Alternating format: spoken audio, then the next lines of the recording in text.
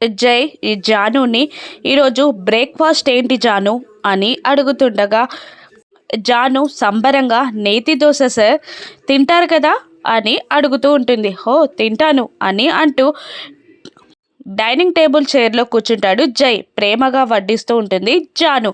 కానీ నేతి దోశ అంటే తనకి ఎలర్జీ ఉండడంతో కక్కలేక మింగలేక బలవంతంగా దోశ తింటూ ఉంటాడు జై. ప్రేమగా వడ్డిస్తూ ఉంటుంది జాను. జాను వడ్డించిన కొద్దీ తింటూ ఉంటాడు జై. ఆ తర్వాత బయటికి వెళ్ళి వామిటింగ్ చేసుకుంటాడు.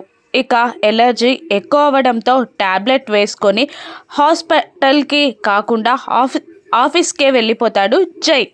జై ట్యాబ్లెట్ వేసుకొని అయిపోయిన షీట్ని అక్కడే పడేయడంతో ఆ షీట్ ఎంటీ షీట్ జాను కంట పడుతుంది. ఈ ట్యాబ్లెట్ ఏంటి అని గూగుల్లో సెర్చ్ చేసి ఎలర్జీ ట్యాబ్లెటా అని షాక్ అయి చూస్తూ ఉంటుంది. జై ఎలర్జీ ట్యాబ్లెట్ ఎందుకు వేసుకున్నాడు అని ఆలోచిస్తూ ఉంటుంది. నేతి దోశ అంటే తనకి ఎలర్జీ అని చెప్పనందుకు జైతో జాను గొడవ పడుతుందా? రాను ఎపిసోడ్స్లో చూద్దాం. Thank you for watching.